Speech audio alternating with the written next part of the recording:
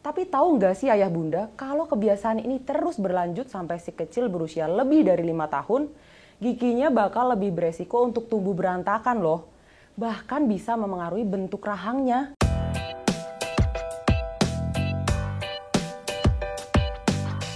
Halo, saya Dr. Sheni dari Halo Dokter. Saat si kecil tiba-tiba rewel dan ngeluh nggak mau makan karena giginya sakit, ayah bunda tentu khawatir ya.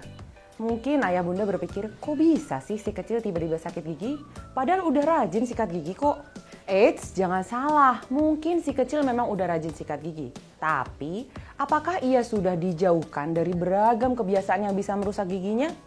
Atau jangan-jangan ayah bunda malah menganggap kebiasaan-kebiasaan itu hal yang sepele dan aman-aman aja? Nah loh, well kalau mau tahu apa aja kebiasaan yang saya maksud, simak video ini sampai selesai ya. Oke, jadi saya akan jelaskan 6 kebiasaan yang kerap disepelekan tapi bisa merusak gigi anak nih. Pertama, kebiasaan ngedot, apalagi kalau yang diminum si kecil tuh jus, susu kemasan, atau minuman lain yang banyak mengandung gula maupun pemanis. Hayo, buah hati ayah atau bunda, sering gak nih yang kayak gini? Tahu nggak sih ayah bunda, kalau kandungan gula dari minuman manis bisa menempel di gigi si kecil selama berjam-jam dan menyebabkan email gigi atau lapisan terluar gigi menjadi terkikis loh. Akibatnya gigi si kecil bisa rusak, berlubang, busuk, jadi hitam-hitam gitu bahkan sampai harus dicabut. Berikutnya masih ada hubungannya sama yang tadi, cuma bedanya ini dari segi makanannya. Jadi yang kedua adalah terlalu sering mengonsumsi makanan manis. Sama halnya dengan kebiasaan ngedot, gula dari makanan manis bisa menempel di gigi si kecil dalam waktu yang cukup lama. Apalagi kalau si kecil nggak rajin menyikat gigi atau cara menyikat giginya kurang tepat. Ketiga, menyusu atau ngemil di malam hari padahal si kecil udah gosok gigi. Nah, kebiasaan ini juga bisa meninggalkan gula di dalam mulut dan gigi anak loh sepanjang malam. Akibatnya, kayak yang udah tadi saya sebutkan tuh, email gigi anak bisa rusak dan jadi mudah berlubang. Keempat, menggigit alat tulis kayak pensil dan pulpen. Kebiasaan ini memang sering dilakukan anak tanpa ia sadari, tapi ternyata bisa berpengaruh juga loh sama kesehatan giginya. Maka dari itu, ayah dan bunda tetap perlu waspada, karena kebiasaan gigit-gigit alat tulis ini bisa bikin bakteri yang mungkin udah nempel di alat tulis masuk ke dalam mulut si kecil, terus memicu kerusakan dan keretakan gigi. Yang kelima, sering mengisap jempol atau ngempeng. Memberikan empeng memang bisa jadi salah satu cara untuk menenangkan bayi. Tapi tahu nggak sih ayah bunda, kalau kebiasaan ini terus berlanjut sampai si kecil berusia lebih dari 5 tahun, giginya bakal lebih beresiko untuk tumbuh berantakan loh. Bahkan bisa memengaruhi bentuk rahangnya. Yang keenam, menelan pasta gigi. Saat si kecil baru diajarkan untuk menyikat gigi secara mandiri, hal ini memang cukup sering terjadi nih. Apalagi pasta gigi anak kan biasanya tersedia dalam beragam rasa dan warna yang menarik tuh. Jadi bukan nggak mungkin si kecil memang sengaja menelannya. Nah, hal ini perlu dihindari ya ayah bunda, karena jika tertelan dalam jumlah yang banyak, fluoride yang ada dalam pasta gigi lama-kelamaan bisa menyebabkan kondisi yang disebut fluorosis, yaitu perubahan warna pada gigi atau munculnya bercak putih pada gigi anak. Nah, itu tadi 6 kebiasaan yang seringkali dianggap sepele tapi ternyata bisa merusak gigi si kecil loh. So, kalau si kecil punya kebiasaan-kebiasaan ini, segera bantu ia untuk menghentikan atau menguranginya secara bertahap ya ayah bunda.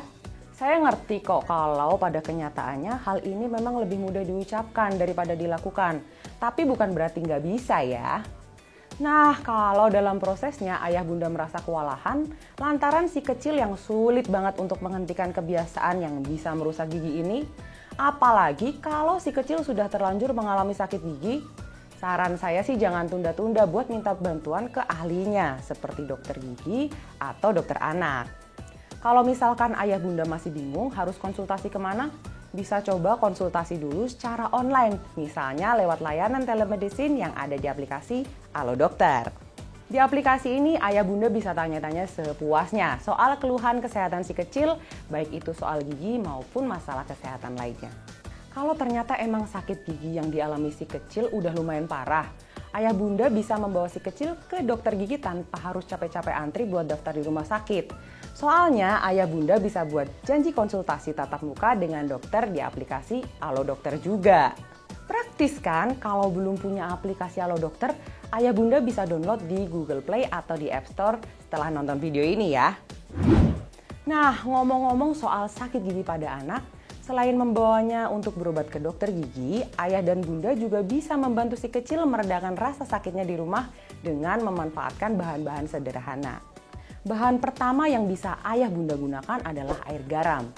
Ayah bunda bisa melarutkan 1 sendok teh garam ke dalam 1 gelas air. Lalu minta si kecil untuk berkumur dengan air garam tersebut. Tapi ingat, cara ini baru bisa dilakukan bila usia si kecil sudah di atas 5 tahun ya, atau saat si kecil udah bisa berkumur dengan baik. Selain itu, ayah bunda juga bisa memanfaatkan kantong teh. Caranya gampang banget nih, jadi masukkan dulu kantung teh yang sudah diseduh ke dalam lemari pendingin selama beberapa menit. Lalu tempelkan kantung teh tersebut langsung ke area gigi si kecil yang terasa sakit. Ayah bunda juga dapat memberikan kompres dingin di sekitar area gigi si kecil yang sakit untuk meredakan nyeri yang dialaminya. Tapi cara ini nggak dianjurkan kalau sakit gigi si kecil karena gigi sensitif. Ayah bunda juga perlu ingat bahwa cara-cara alami ini hanya bermanfaat untuk membantu meredakan gejalanya, bukan mengatasi penyebabnya. Jadi saran saya, ayah bunda tetap perlu membawa si kecil untuk berobat ke dokter gigi dan mencari tahu penyebab serta penanganan yang tepat ya. Oke deh, segitu dulu ya informasi yang bisa saya sampaikan. Semoga bermanfaat buat ayah bunda yang lagi nonton video ini. Yuk share video ini sebanyak-banyaknya ke keluarga atau kerabat yang mungkin membutuhkannya.